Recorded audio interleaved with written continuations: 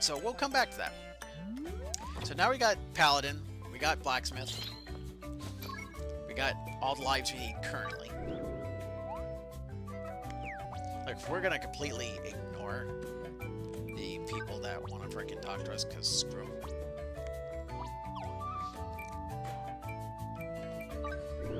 Also a quest list. This is a good way to check to see what your quests are. Keep in mind that if you go here, you can actually switch to whichever job, whichever life you want to check the quests on. So it's not locked to the one that you're currently doing. So that's said and done.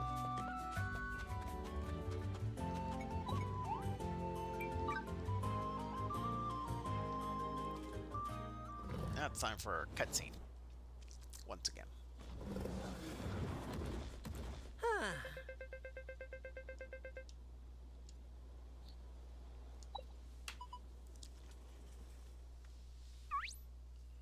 I'll be right back.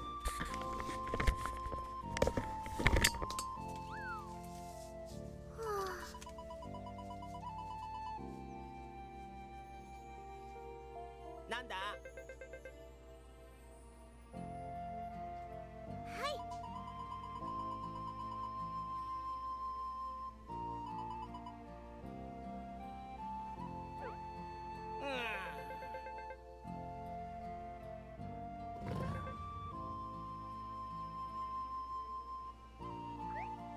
Yeah, yeah.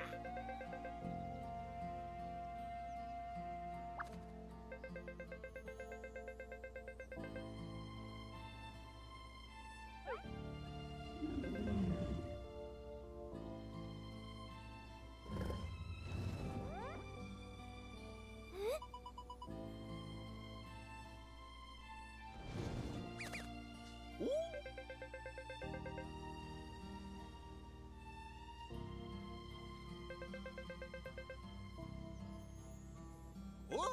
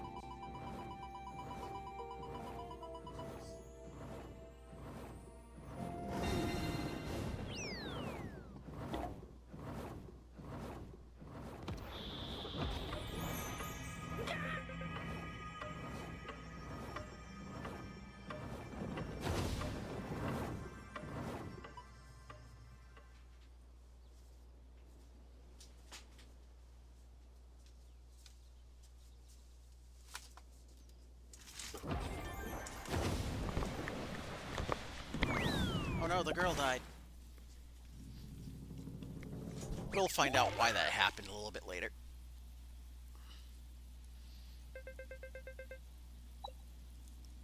Oh, I'm dead. We're all dead.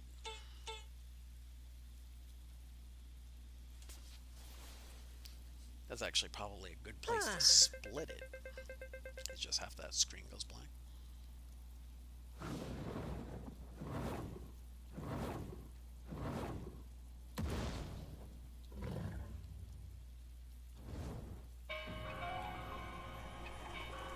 So if this place looks familiar, if it doesn't, then I'm not going to explain why it should.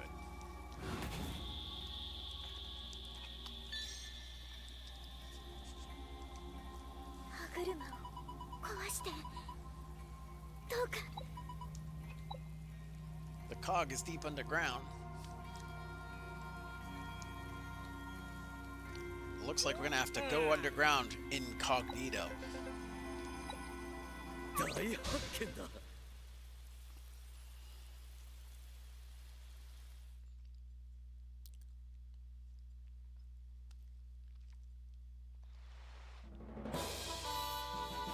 Leap of 1,000 years.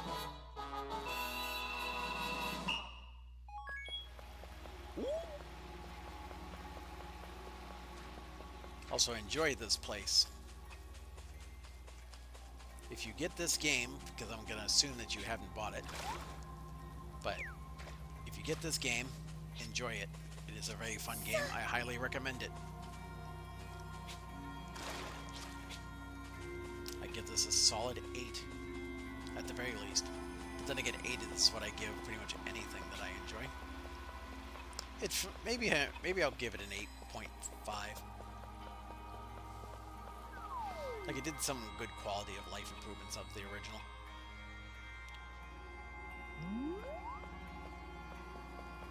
Like, I don't give anything a 10 in case anybody's curious.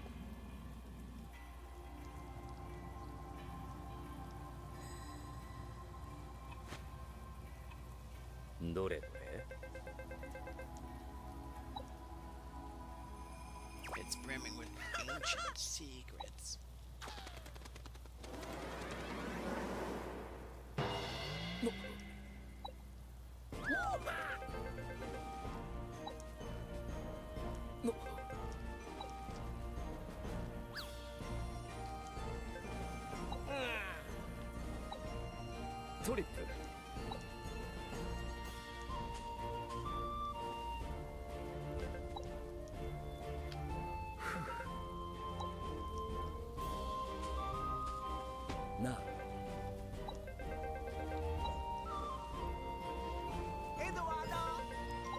Dreams, adventure, and fantasy.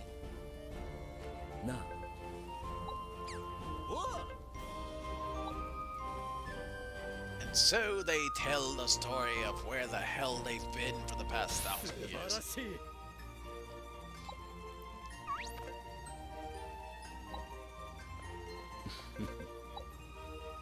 You see that fucking thing over there, that giant donut?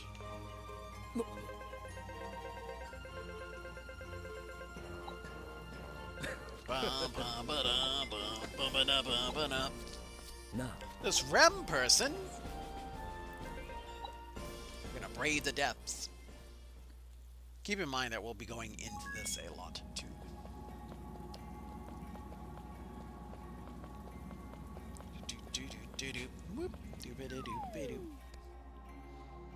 Also, prepare to watch me do a lot of jumping. Not because I have to, but because it's habits.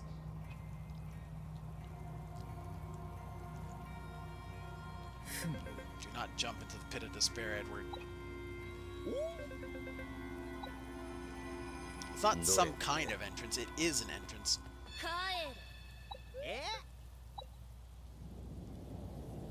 Here comes one salty bitch.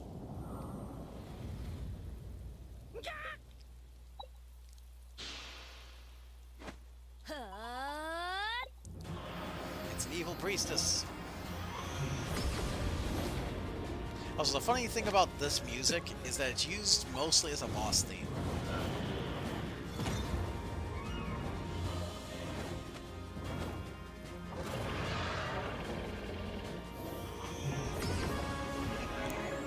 Typically, if you're hearing this music, then there is some sort of boss fight going on, or at least some major fight.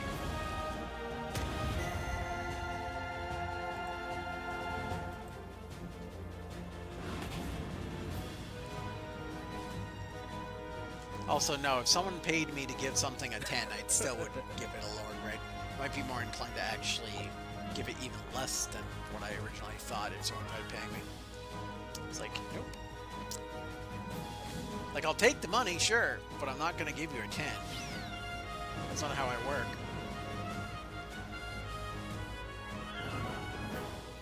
Like, I will not do a paid advertisement for things I don't endorse. Oh no, the dragon! He's dead! Or she's dead. They're dead. This introduces another mechanic into the game.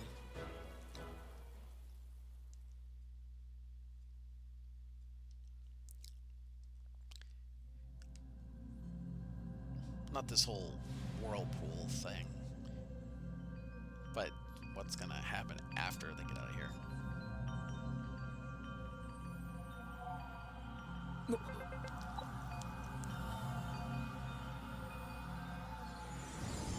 Again, this is just me explaining stuff for people that have not played this game.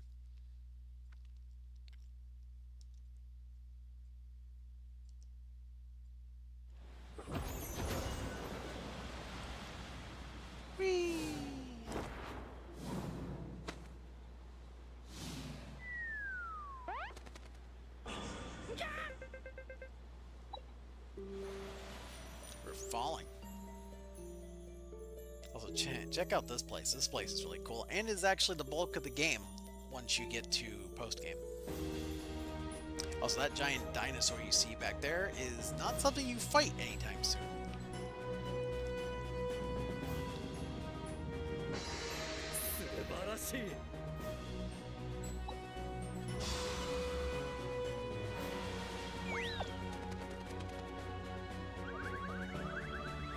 Hey, look, it's just like Sonic Heroes, except that the main character isn't latched to Edward's feet.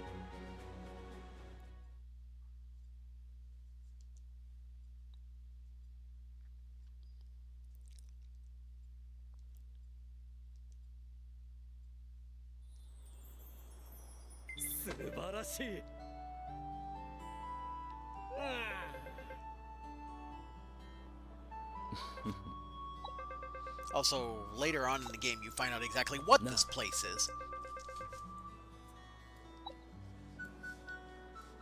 Janie makes a really good point here. She's like, I already named the place. Why should I name it?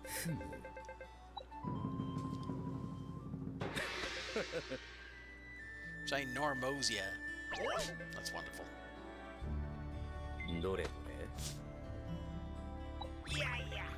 So yeah, this place is huge. Also, during that cutscene where I went AFK, they named the dragon Skelegon, which is weird because Skelegon is the name of an enemy in Dragon Quest.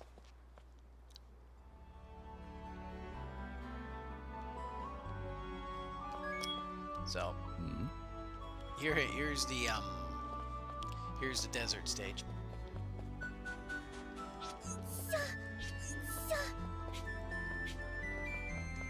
Also, here's the thing. Mining nodes like this are kind of unique to this area.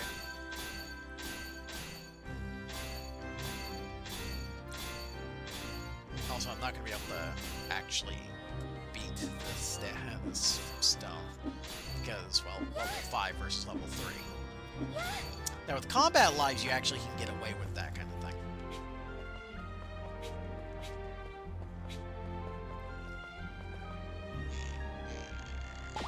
Also, these little bastards.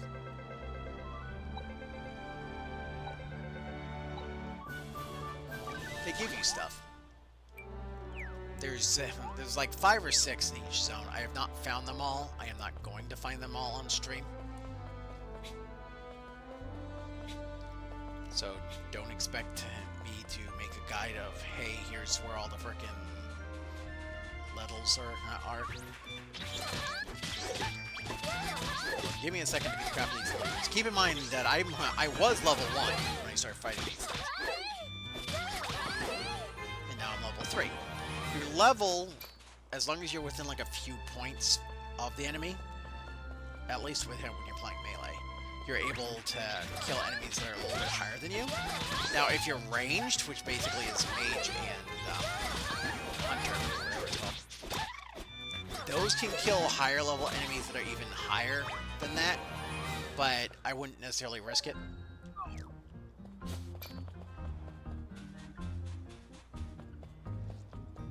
Also, the point of this area was mostly exploration and farming, more than anything.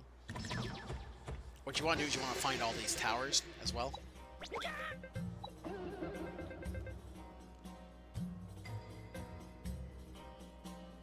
No. Deities.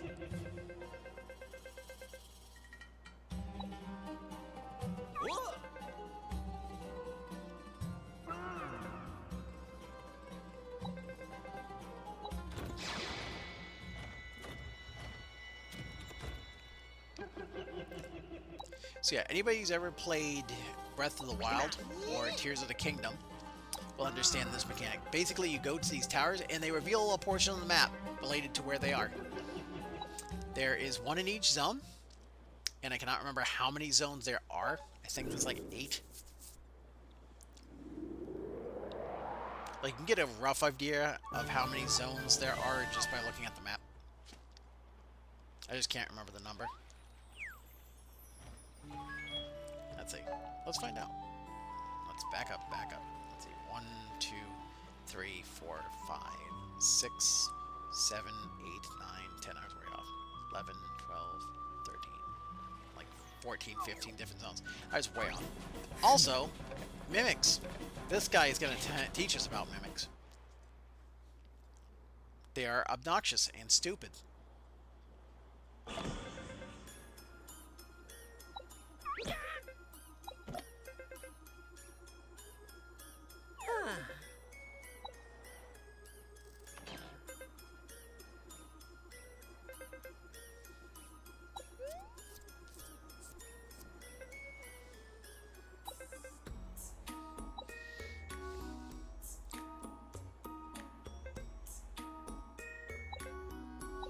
That castle isn't exactly overly important at the moment.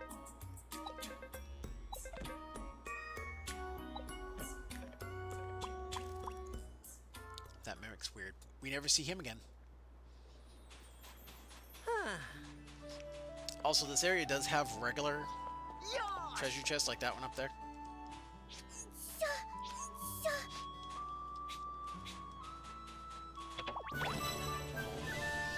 Also, whenever I loot something or pick something up, you'll notice that purple number pop up. Like that one, like not with those, but when I open a chest or something. Like right there where it says +10, that is area points. And you can upgrade each area when you get enough points. Now every area starts at level 1, they go up to like level 8, I think. The highest level you can get. Raising the level of an area also raises the level of the enemies, but it also increases the level of the mineral nodes and the treasure that can be acquired in the area. Now, what I picked up from that chest, which was a life cure, that basically will revive you if you die. If you're in a party of any sort, you can request aid from another player or another character in your party, and they will come and revive you, theoretically.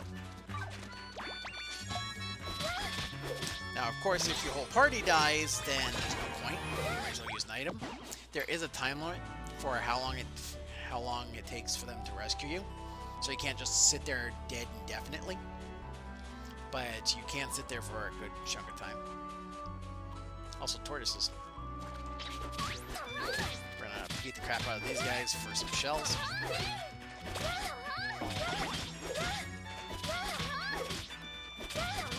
Rob them of their home.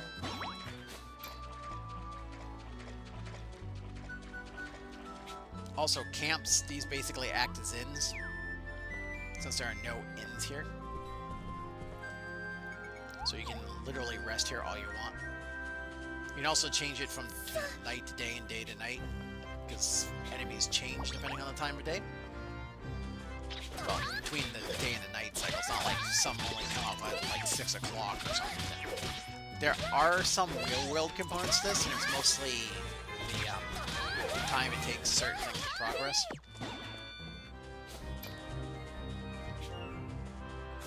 Well, let's actually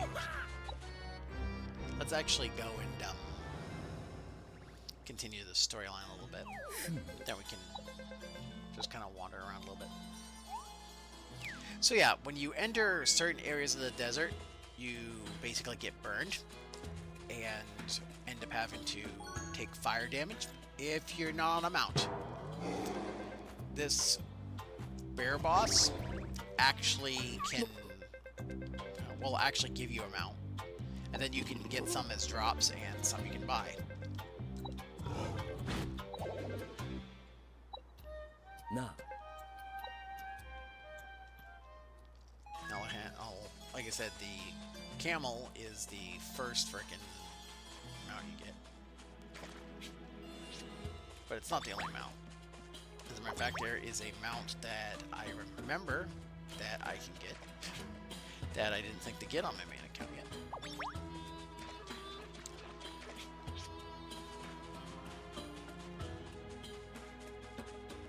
Yeah, this guy ends up being a vendor that roams around.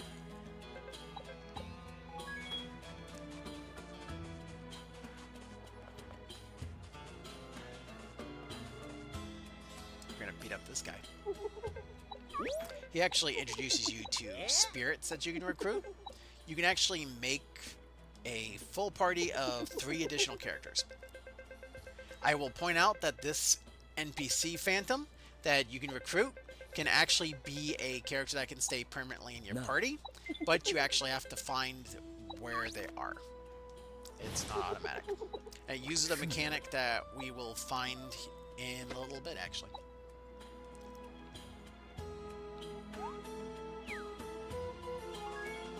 But yeah, Phantom Buddies will not leave this area. As soon as you go back to one of the other areas, you will automatically lose that character. And the characters actually change. So it's not like you can find the same Phantom Buddy in the same spot every single time. Also, since I didn't mention this to when you're attacking, if you want to guard, it is with the R1 button, at least on controller. I don't know what it is on PC. At least PC using keyboard controls because I don't have it. Also, I will point out that if you have an EA account, you can set it up so you can do cross-save, and that will allow you to play this on any of the versions that you have. So if you happen to have this on PC, you can also use the same save on the PC version. If you have it on PlayStation, you can use it on that, etc., etc. Okay, so let's cure this bear. There we go.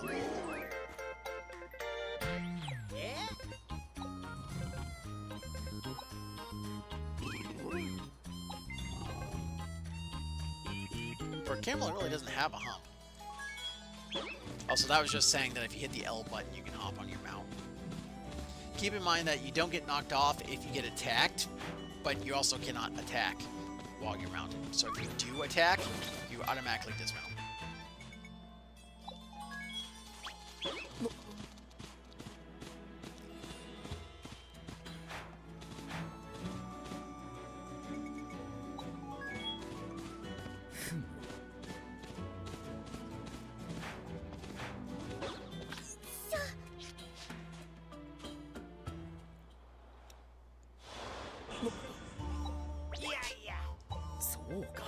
They're boxers, not undies. Undies kind of imply something a little dirtier than what you're expecting. Now, just like Breath of the Wild and Tears of the Kingdom, there are shrines. And these shrines basically have various puzzles. A lot of them are combat ones. There's also gathering puzzles, and there are also musical ones, as well as step on the panel only once puzzles. I believe this one is a combat one, because they don't want to throw anything bad at you, but I could be remembering wrong. Oh, there's also ones where you got to destroy a certain amount of dummies, and you get like 10 points per dummy. But there's also black ones which remove 10 points. So usually the score is set to 120, so it's not exactly different. So yeah, this one isn't the usual kind of defeat all the enemies one, but typically there's like waves, usually 2 to 3. And usually the third wave has a boss to it.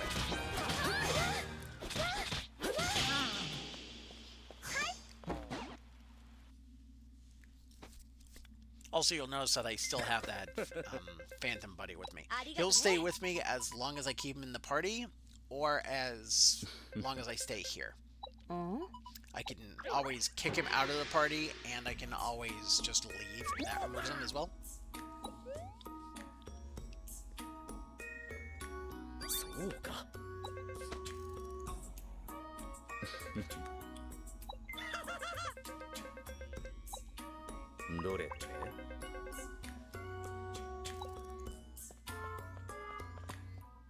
Also, this character is important, if only slightly.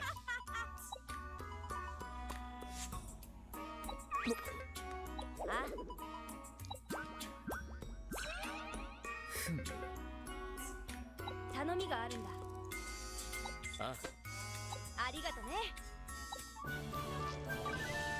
like how she says you can put your clothes in her.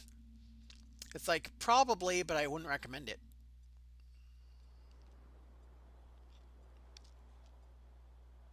Also, after you complete a shrine, it goes dormant, so you know that you've already completed it. There's at least one shrine in each area, but there are some areas that have two.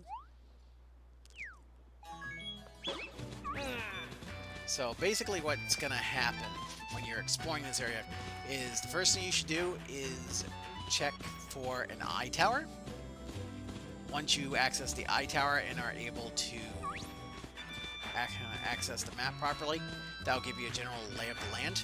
And then you just go and try to find the shrines and the lethal things.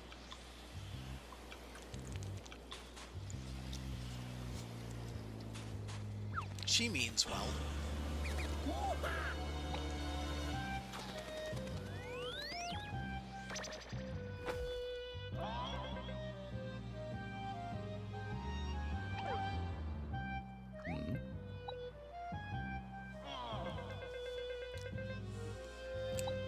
Also, get used to the naming convention for all these. They always start with some form of Google. Or goggle, depending on which way you want to look at it.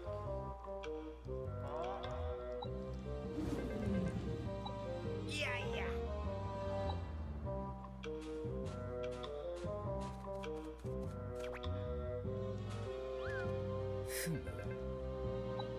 Yosh!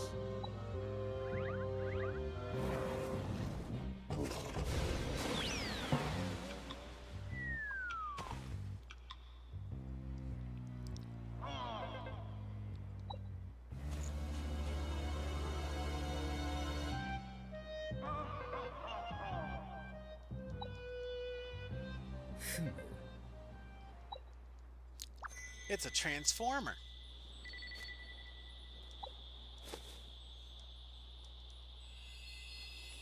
Transformers, robots in disguise.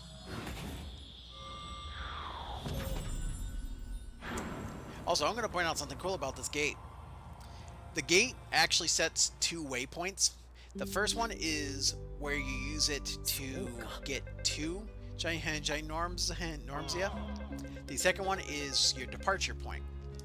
So if you use it in a specific spot and then use it again, it will take you back to where you used it initially.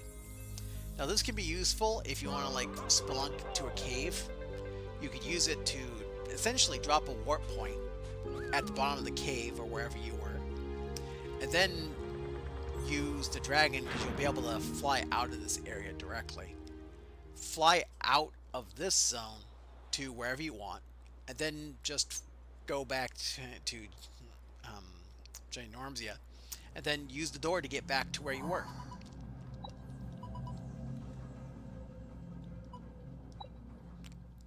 And now that I've actually played through this game, I understand that cutscene.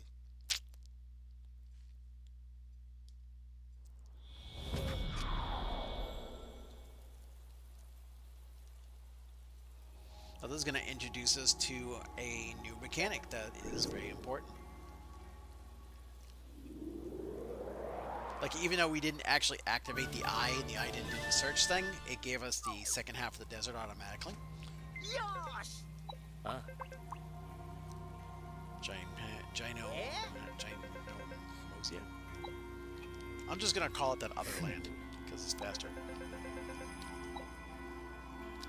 Yeah, see, he just mentioned that the Phantom Buddy pissed off. They can't leave that zone.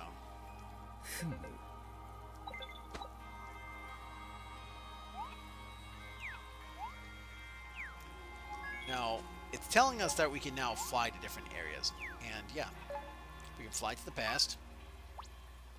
And we can fly back here. The thing is, the only areas we can fly to right now will be to the eyeballs.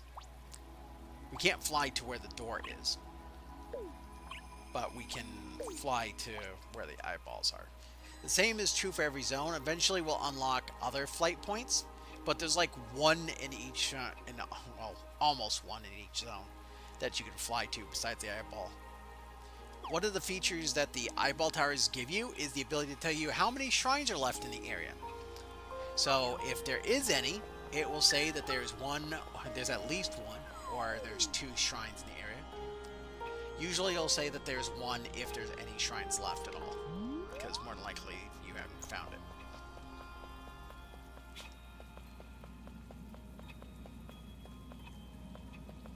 So now we gotta go back down here.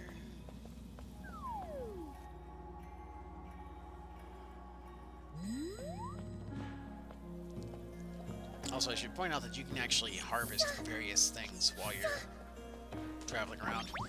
Like, you saw me get the puffs and the other thing, mushrooms, herbs. Like, here's the puffs again. These are used for tailoring. The flowers aren't really used for much at the moment, but what they are used for is for the artist class, or life, I should say. We're going to ignore that particular room because that doesn't come into play until later. Every single one of the floors in the depths has a chest floating around, and it contains something at least semi-useful.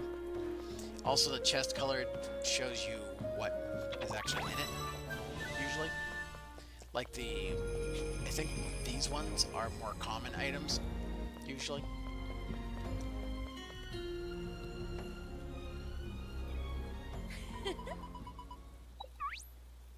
It's this chick. Huh? Carla! Not to be confused with Darla. Sorry, but our pad ate it. Also, there's a funny continuing gag between her and Edward.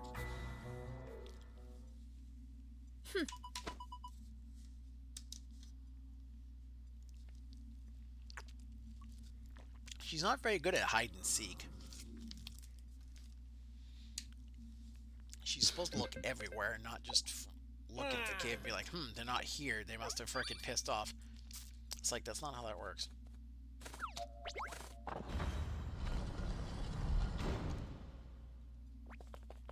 No.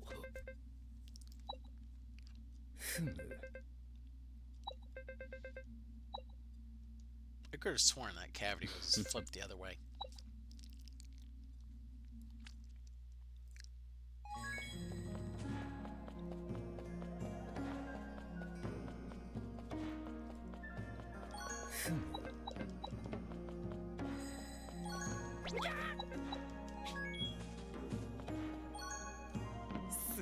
There's a thing.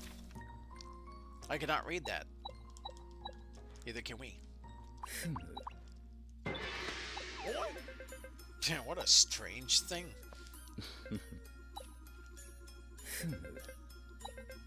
Nah. Okay, in case you're wondering what the hell a strangeling is. A strangeling is a person that has been drained of life force. And the thing that they turn into is usually related either to what they normally go by, like a nickname or something, or by their profession. Now, we already have a strangeling. It would be that magical dresser that we were just talking to a short bit ago.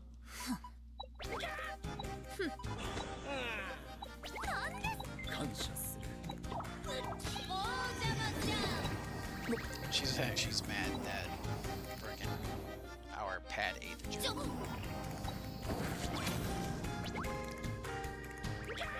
So yeah, here's the start of an ongoing gag. It always ends up with the main character and Trip being separated from Edward, and then Carla getting all mad and frickin' tormenting, I use the term loosely, Edward with one of her spells.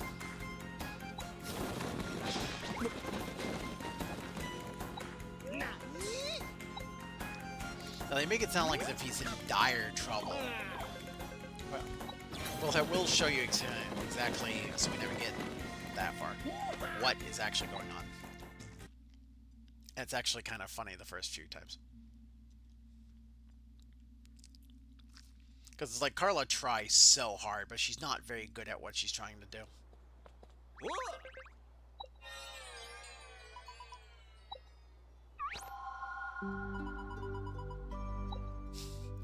My first line and I bit my tongue. Yeah, that's a funny little fourth wall break. Eh?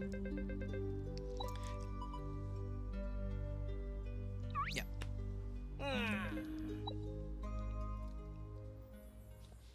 Now, she does this first one for free, which is great, because the way we actually need to do this, we don't have access to yet. We will soon. So yeah, this is Kunugi, and as she mentioned, she's a carpenter. And in my opinion, she is actually the best companion to have with you if you are going to be doing carpentry. I believe there's at least 3 people that you can get for each life, but I didn't really pay attention. With the exception of the combat logs, I believe there's... Actually, I think that might be 3 from combat logs too. There's a total of 49 strangelings in the game. However, there are 50 characters you can have join your island. So yes, the numbers don't even out. There's a reason for that. But that would require us to beat the game before I can show you what the 50th person is. Also, one thing that I found out by accident is that the game actually, after a little bit, allows you to do a function that is not supposed to be available until after you've unlocked something. Unless they fix it. Like, I don't think it's a glitch, it could very well be intentional. Anyways, in case you remember the ship, these are the rest of the crewmates. They're plushlings. Yeah, yeah. Eh? And outside of that, I really don't care. 2 of them are named Marco and Polo. They are twins. I only point that out because that's the only thing I can remember. I believe one of them is obsessed with donuts. We saw that at the beginning. Cook is the most important character of the group. And in case you didn't catch what they just did, they just built the first house on the island. And that house is yours. As it says, this is your house. Now, it doesn't look like much when you go in here, but here's the thing. If you hit the L button later on, you'll be able to actually customize your house a little bit. Unfortunately, in order to customize it, you need to build or purchase furniture. Furniture, wallpaper, same shit you get with Animal Crossing. This is the Animal Crossing portion of the program. See? Same logic applies as with Animal Crossing. You can rotate. You can pick up an object. You can move an object. You can delete objects. You can place objects on walls. You can place objects from the menu. Same general stuff. Also, you'll notice that they gave me a workbench. Now, if I were to, say, place that down, like, it doesn't matter where, just place it down. I like placing it in the other window. Now, I said it's a workbench, because it is.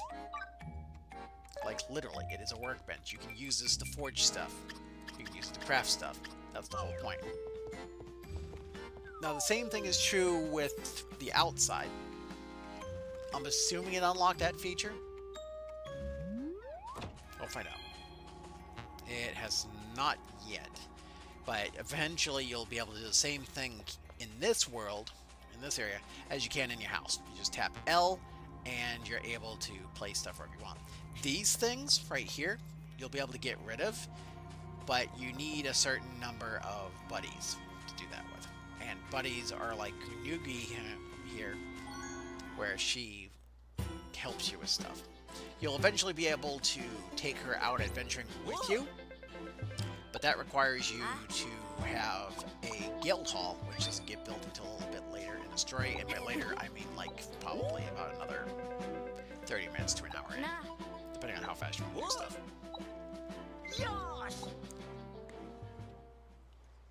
Now that I think about it, I may actually stop streaming once I get the guild house built. It really depends. So, for people who watch this on YouTube later, it will not matter. So, this is going to show you that you can go back into the past. Hey, look.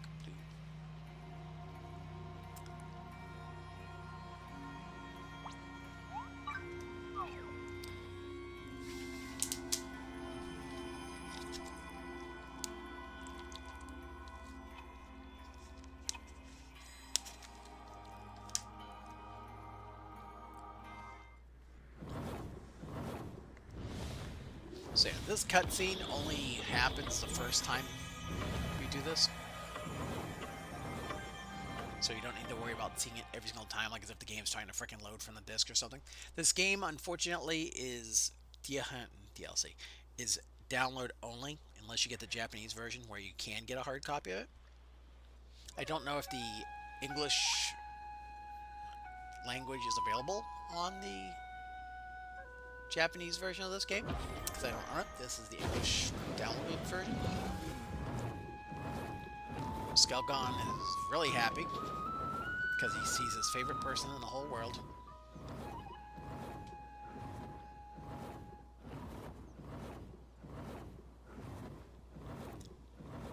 He's kind of like a cat.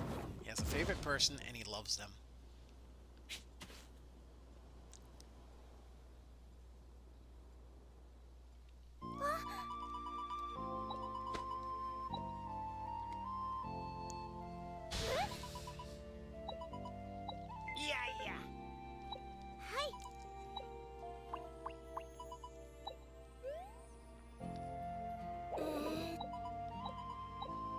Yeah, basically she suffers from constant amnesia and she's a klutz.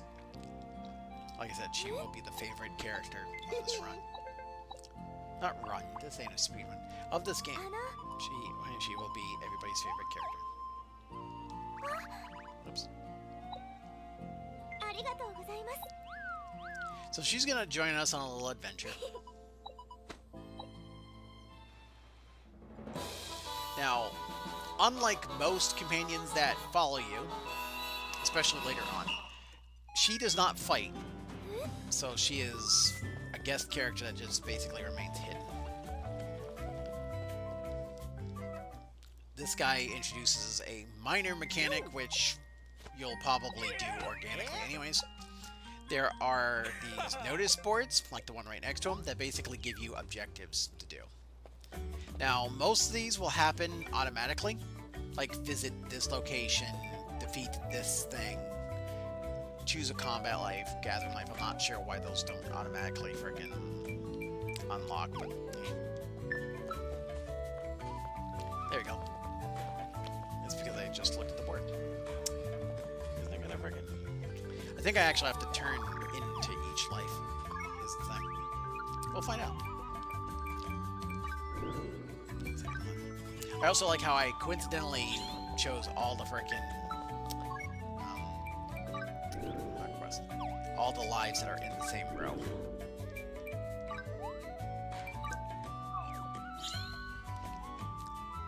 Also, that's another thing.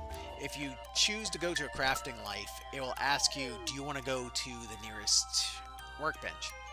That's another way you can get out of dungeons, like caves and stuff like that, is by saying yes, and it will teleport you to the nearest one, regardless of where you are. You could be in the deepest dungeon in the game, and select that you want to go to a workbench, and it will teleport you to the nearest one, which, in the case of the deepest dungeon you can go to, will put you back at your base. Because yes, the depths is the deepest dungeon, and that's the place where you just work. Anyways, so the good news is we still have our camel. That mount is permanent and is not tied to being in that other world. Because I'm not saying the frickin' name of it again.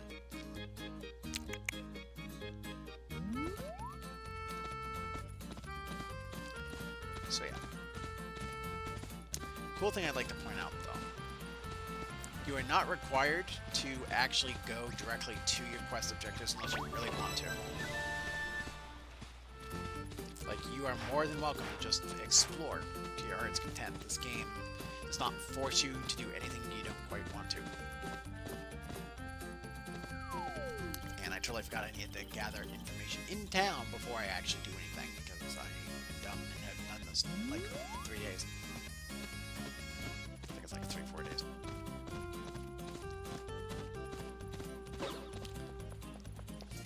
Also, as you noticed, I got kicked off my mount as soon as I entered town.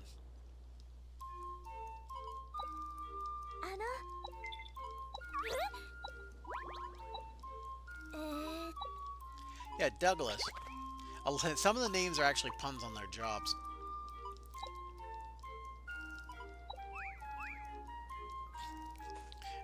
Also, if you don't find that dragon adorable, there's something wrong with you.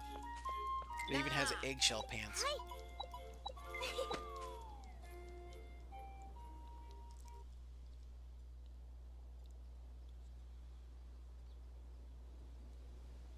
We've got eggshells. ラノア様。ん。ええ。 Also, we're getting to the point of the plot where they introduce the final player of the game.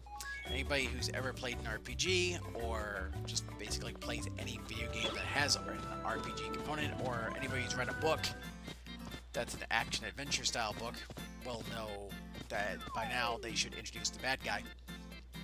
Or at least one of the bad guys. Technically, we've been introduced to one of them already, which is Carla. But, of course, there has to be a main villain. So, yeah, we're going to be introduced to them soon. Oops, we don't need to be here. We need to go to the Hollow.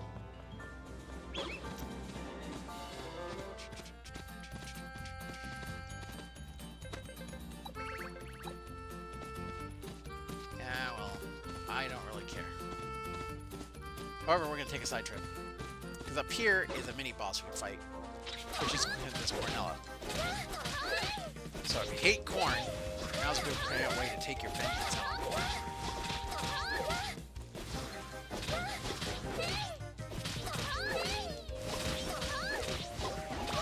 Also, enemies that get too far away from their point of origin will basically respawn back where they were.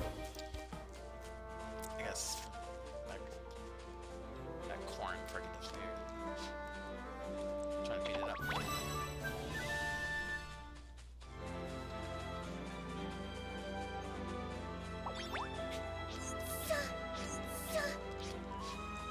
Well, she literally ran all the way back up. So now let's beat up the corn again.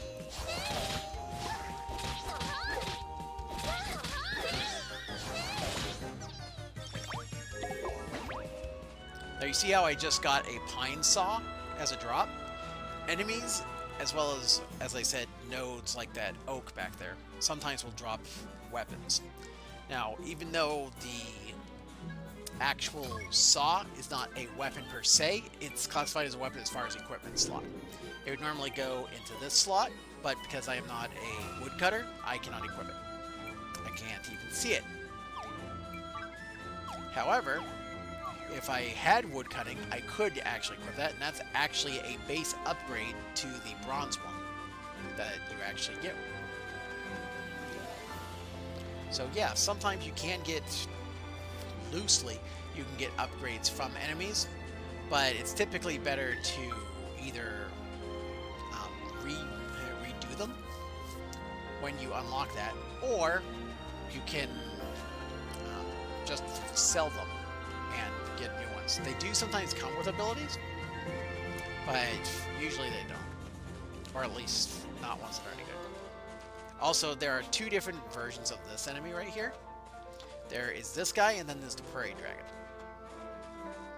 And this guy is very iconic because it was used as the cover monster for the original, and is usually the thing that people try to attack early on and get killed by. So yeah, don't attack the Nap Dragon. Attack the cornies, do not attack the Nap Dragon. But you can attack it once you get high enough level to get away with it. But till then, don't attack the Nap Dragon. Or the prairie dragon, for that matter. Although the prairie dragon will be close to your level.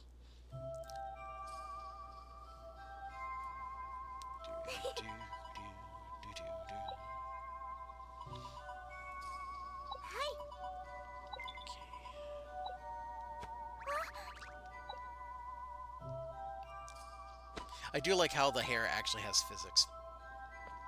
Not a lot of physics, but enough to make it viable. Also, usually I don't like hairstyles that cover one eye, but it works well for this character. That and the cutesy hairstyle. In we go.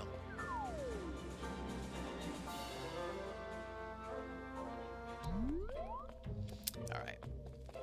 So this is our first technical dungeon.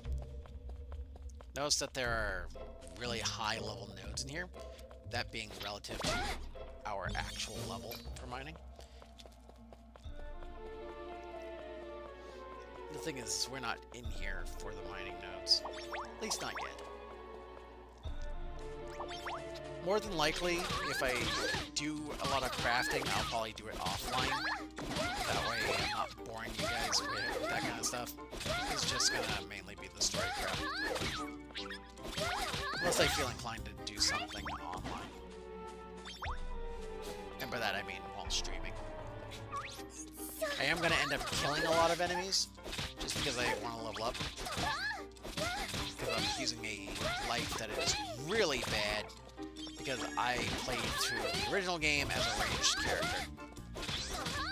So you guys get to watch me have fun with this. I'll probably have to make a lot of gear that has HP and defense. Mini bombs! I don't use bombs, but they're all the same. Theoretically, you can level up as an alchemist by just spamming bombs all the time. More life cures.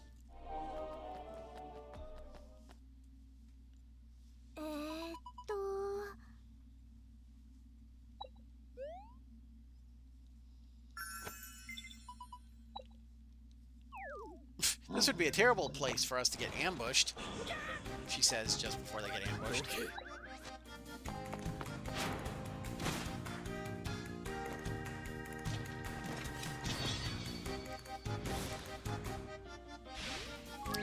You know, I totally forgot that this guy freaking helps us kill these things.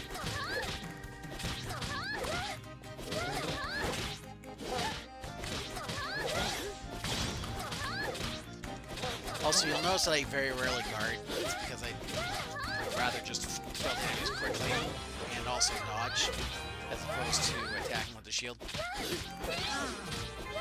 Also, keep in mind that any enemies he kills also gives you XP, so letting him kill all of them is not going to hurt you in any way.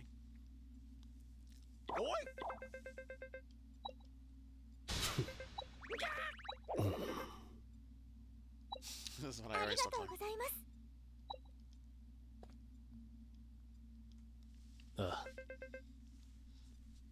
His name is Glenn, aka Frog.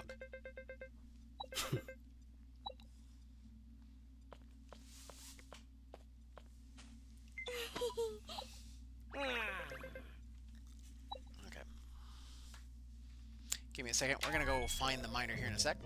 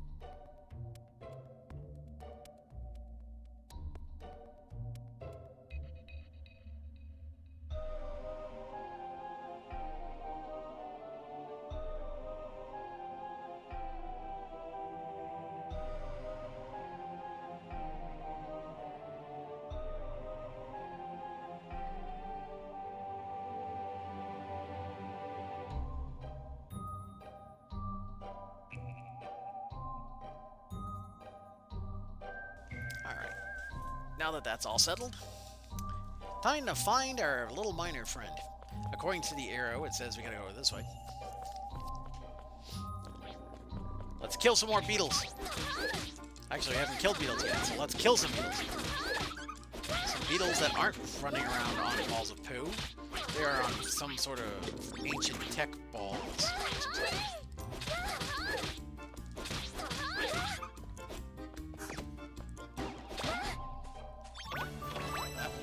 That teaches us how to make a wheelbarrow. Mushroom, mushroom, mushroom. Red wolves, oh no! We're gonna be killing these things.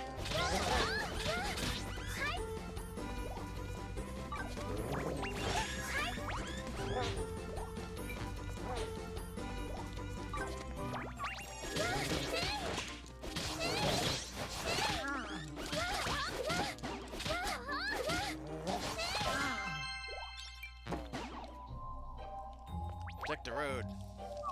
Protect the road, Jack. Don't you come back no more, no more, no more, no more. Protect the road, Jack. Don't you come back no more.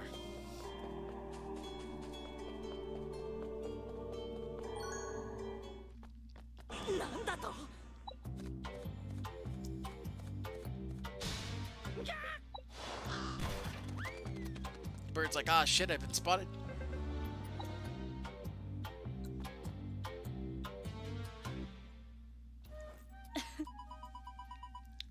You remember Meralda?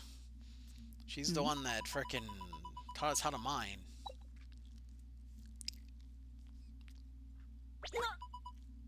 Yep. She taught us how to mine.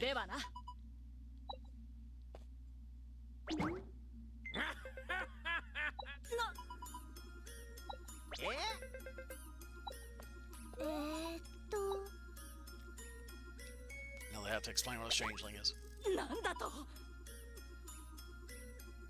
Nani?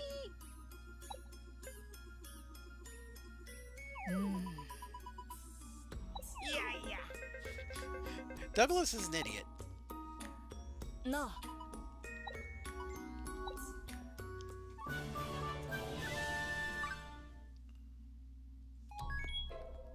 Hold on.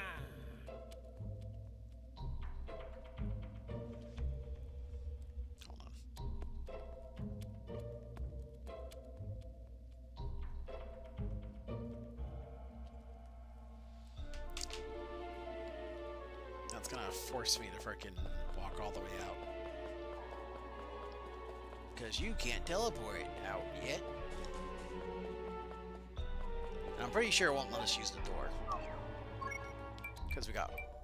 Yeah. Because we got Rem in tow. Rem basically disabled a lot of stuff.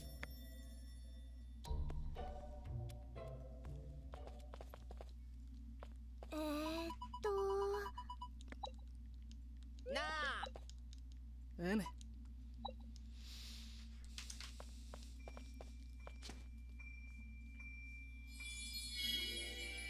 So yeah, this introduces a ore that basically speeds up time. Or rather, influences time. It's a very minor plot point. No.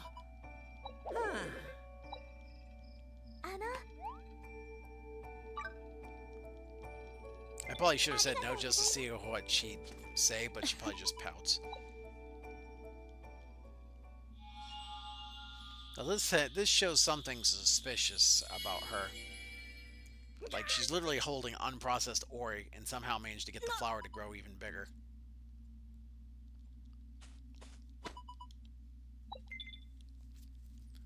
And of course, in this world, spirits are basically the source of all magic. So yeah. If I were playing as a mage, which was what I chose first during my last playthrough, you could see that in action slightly.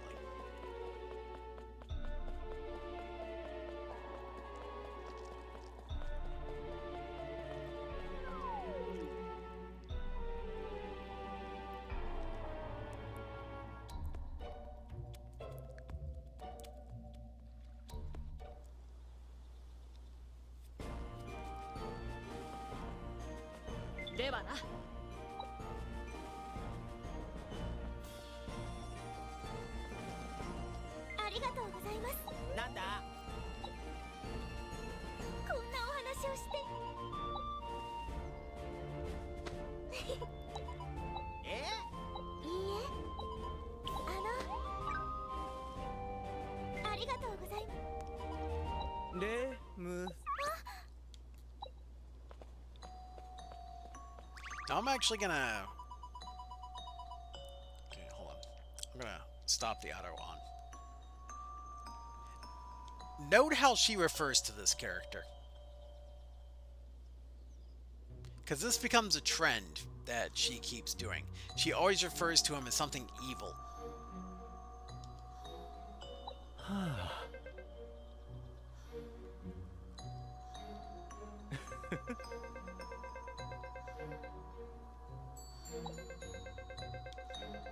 Now, if you're thinking, is this guy the bad guy?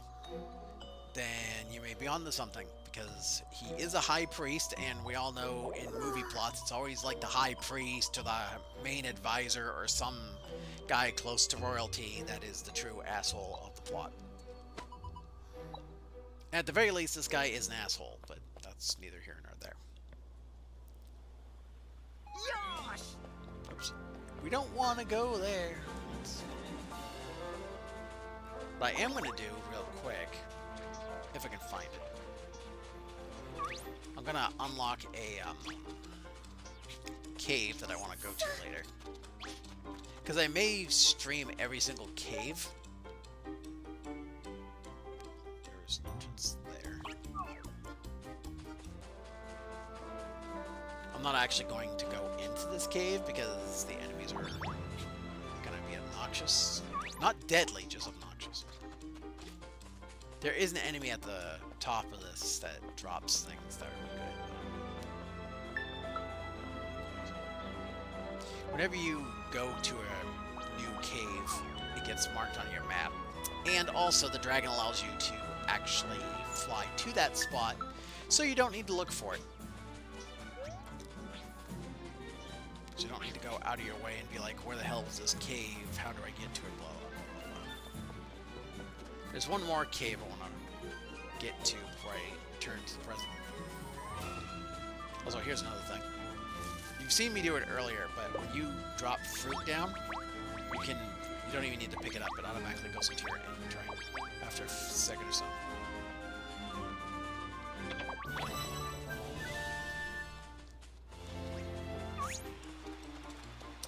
All I'm trying to do is get some items.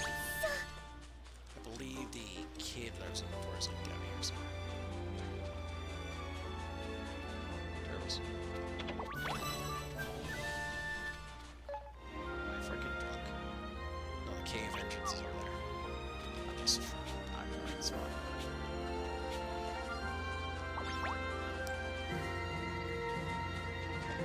Pretty much with this game, if you want to do all the lives, make sure you pick up everything and fight everything you can, because they will usually drop stuff that you are going to need.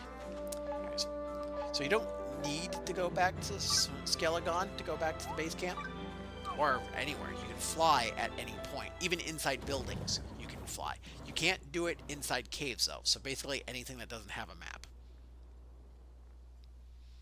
So, or rather, anything that by default brings up the world map. So you probably saw some debris transform real quick.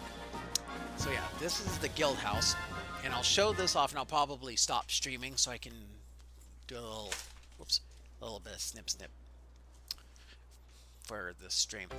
But yeah. So this is going to be your main hub for the game.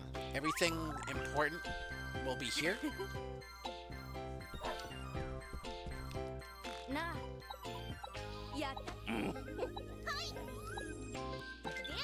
So speeding through this.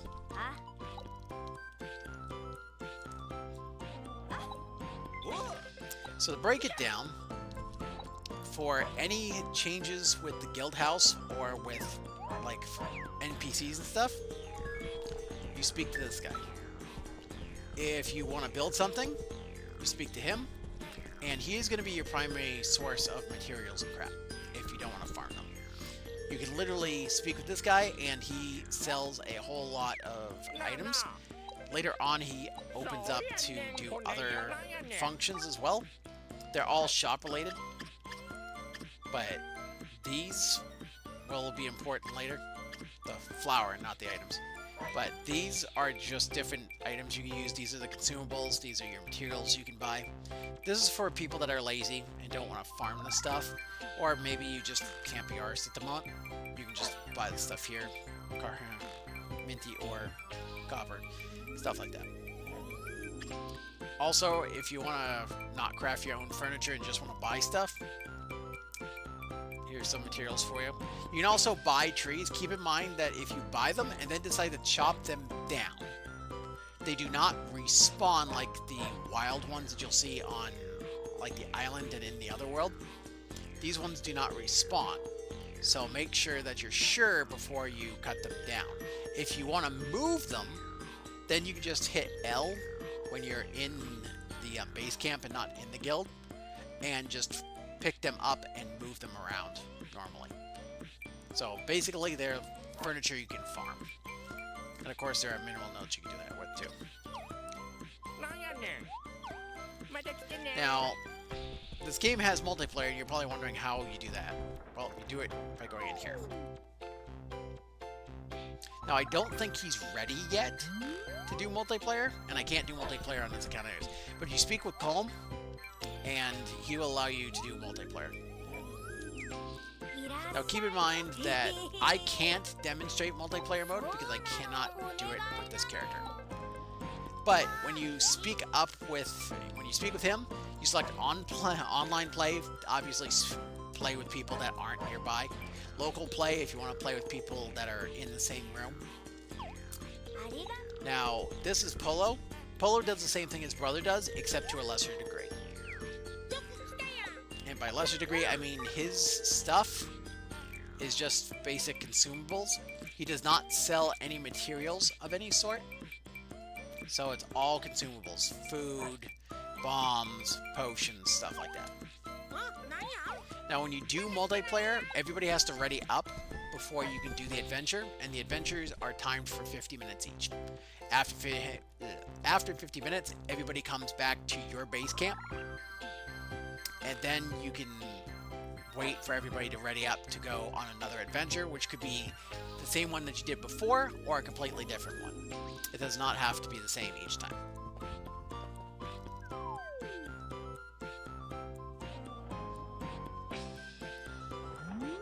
Quick, like I said, Cook does your crafting stuff. Like if you want to build a house, if you want to build a bridge, if you want to build a ramp, if you want to build farms later, because that becomes a thing, this is the guy you speak to.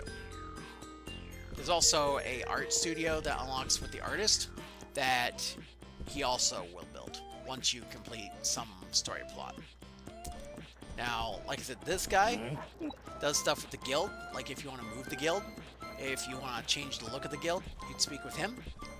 Now, this plant here basically will reset your points, which actually reminds me.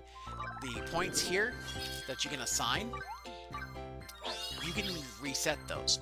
So like say you decide that you want to do a different build, or maybe there's a skill that you haven't learned yet that you need for a quest, which there are a couple like that. Anything like that, you can literally reset your skills, and you'll get 100% of your skill points back. There is no depreciation. It's not like, well, if you reset your skills, we're gonna take 15% of your skill points, which I've seen in some games, and I find it really stupid. But yeah, that's not the way it works. If you have 100 skill points put into a tree, then you'll get 100 points back when you reset it. And there is one of these for every single life. So make sure you go through each one, because it's vitally important that you fill out your skill tree, because they give you abilities that are useful during crafting, during combat, and during gathering.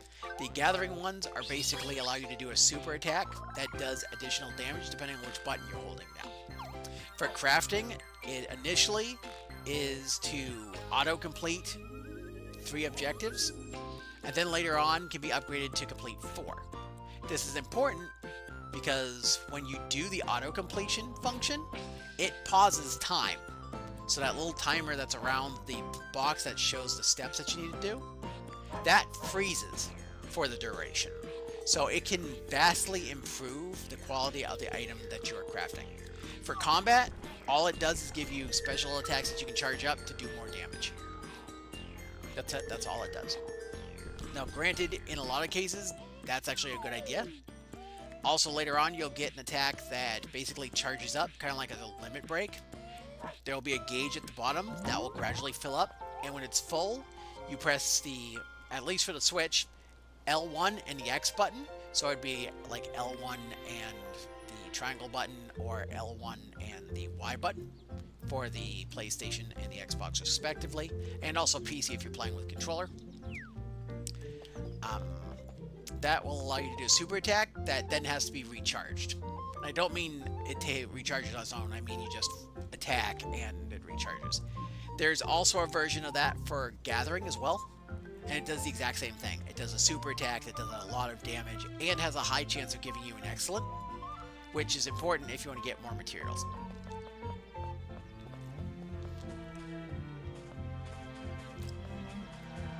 So what we're going to do is we're going to free Douglas, because we know that Douglas is a strangeling. So once we get him all freed up and ready to go, we'll be able to do the next step in the thing. But yeah, this pulls up a thing where to return strangelings you need to get flowers. Celestia's gifts are blue flowers that appear on the map. And I don't mean on like the world map, I mean on the island itself.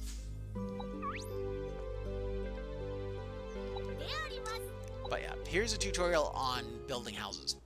You do not need to build the house in a specific spot.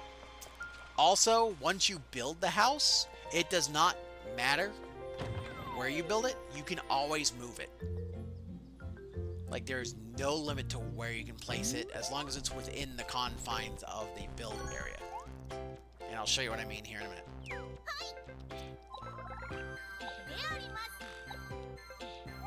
So yeah, like he said, My House allows you to upgrade your house, which you're the only house that can be upgraded. It can be upgraded twice, mind you. You can also change the outside, and that will also affect the base floors if they have the default look. But other than that, you can change the outside. You do not need your interior to match your exterior of your building. So you can mix and match. It's just like with Animal Crossing. You can change the floor, you can change the wallpaper, you can do whatever you want. Guild Office, I lied, I thought it was the other guy that did this. The Guild Office, this allows you to change the look of it, and also to change the look of the square outside, as well as move the Guild Office wherever you want. Again, just like with anything else, it's within the confines. There's like a giant square that marks out the border of the island, but beyond that, you can place the building anywhere you want. You'll eventually be able to terraform the island so that you have more square footage to work with, but that is a function that comes later. Infrastructure is your ramps and your bridges. So if you decide that you want to build like a river, and you, let's say you build a river right through the middle of your island, and you want a bridge going across it, you do infrastructure. Let's say there's a giant hill that you want to build a ramp going up towards the top of it, instead of having to climb up the damn thing. That would be your ramps. And of course, there's also the option to back out, but that would be fun. Also here, for villager housing, build, don't need to freaking explain what that is. You basically get a kit, and it's place it wherever you want.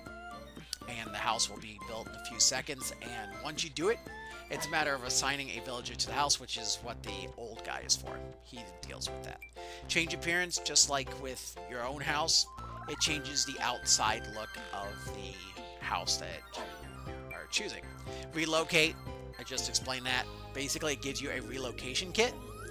You just place it down where you want the house to sit, and after a few seconds, you access the new location. You speak to the sign, and it automatically moves the house from point A to point B. This allows you to sort your houses, stuff like that. The move structure, if you just want to take a house out, then you would just remove structure. But once you get them all built, why bother? Because you can swap islanders in and out of houses. You can't, you don't need to delete them. Unless you want to make your house, your island look a very specific way.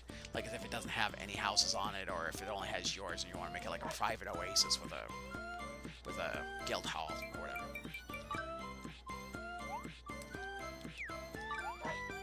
Now, of course, you only have one house type that you can build at the moment. You'll unlock more by completing objectives on the islands.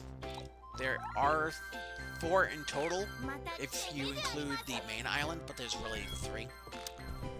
Now, Boyle's the one that does the stuff involving the villagers, allows you to put them in your party, allows you to swap them out, allows you to rename the island, stuff like that.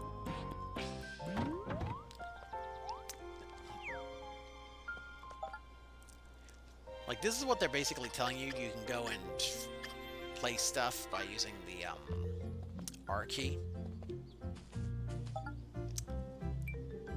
Also, you can place strange links on your island.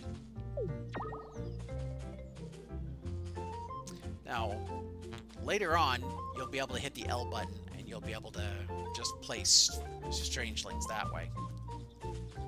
Also, there are restrictions to how you can place houses.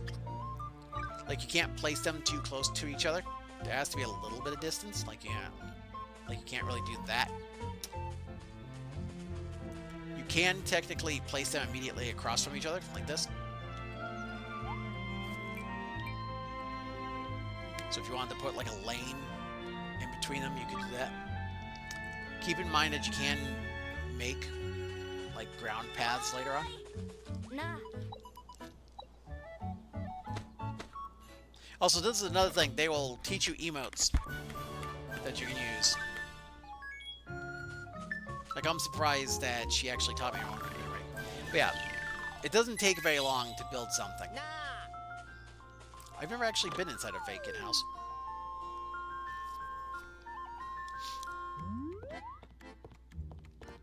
So yeah, it's basically what your house looks like, except it's completely empty.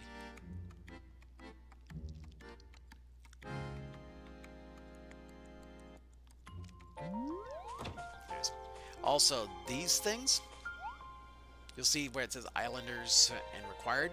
That's how many Islanders is required and how many I have. Like right now, I only have the 1. And because I don't have enough, that debris has to sit there. Like this one requires 2. Like once I get Douglas, I'll be able to clear that out. And I may actually stop after I show that off, because I believe I'm going to be getting Douglas here soon. Just to demonstrate how clearing up debris works. It says Islander Management, but it's more like Island Management. Yeah, see, Party Formation allows you to add NPCs to your party. Islander Management, this allows you to assign Islanders to a house. You do not need to keep the Islander in that house, you can always remove them. Change Appearance, I believe that's the... Actually, no, that's not the guild hall. Change Appearance changes your appearance. So let's say you unlock some new hairstyles or new customization features in general, and you want to apply it, that's how you do it. That affects your appearance, nobody else's. Change island name in case you name yourself Dumb Assistan and you decide that you want to name it for something a little more sensible, then that's the way to do it. I don't think very many people are going to use that unless they get bored of the name that they chose. Also, it shows that you can have 6. That's not the maximum number of houses you can have. You can actually have up to 8, but you can only build up to 6 at the moment. And I will show you how to get some more. But we just assigned her to her house. She will move in promptly.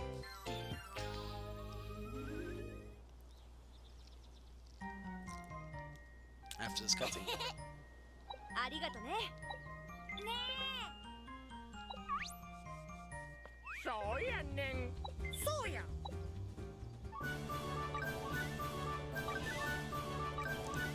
Yeah, this is a whole bunch of outdoor furniture that they give you. See, now they're giving you the option to use the L button. This signpost, just like with the islands in the past, gives you objectives that you can do. And doing them allows you to improve the island.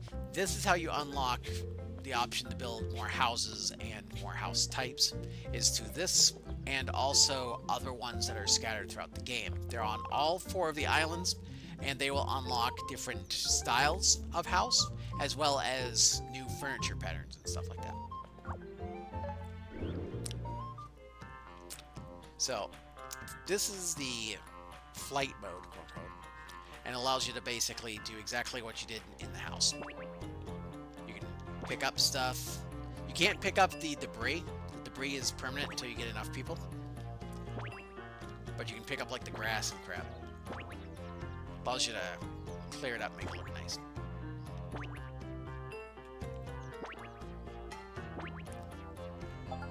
Also, just like in your house, you can place down furniture.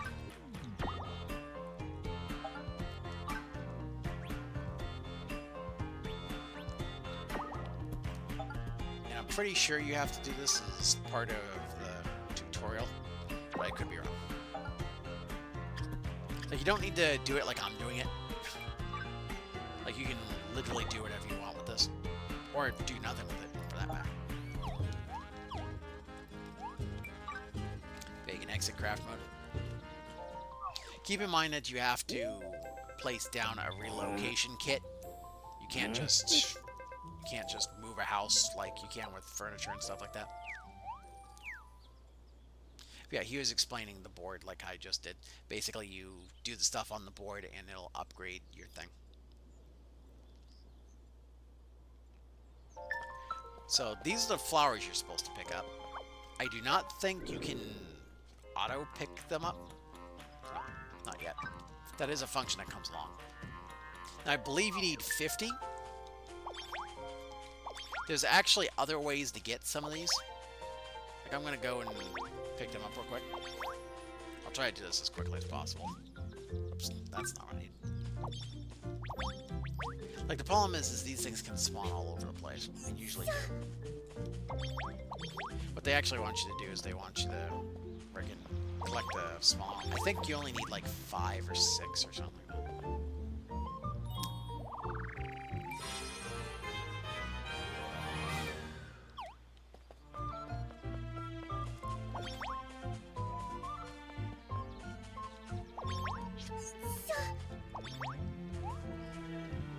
Also, like I said, there is a boundary that you can't build past, and it's right at the edge here. So right where you see this lip is the edge of the boundary. So it's literally a giant square that you can build in. But other than that, you can actually build the island however you want. I think it goes all the way to this corner, right past this, right where this rock is. Let's go around the circle, just go around the outside of the island, just to show how big the area is. Also, this place becomes relevant later. That'll be another video.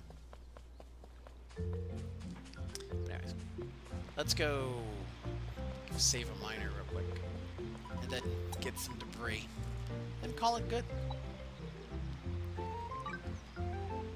Probably needs 100's easy to get. So yeah, this is Douglas.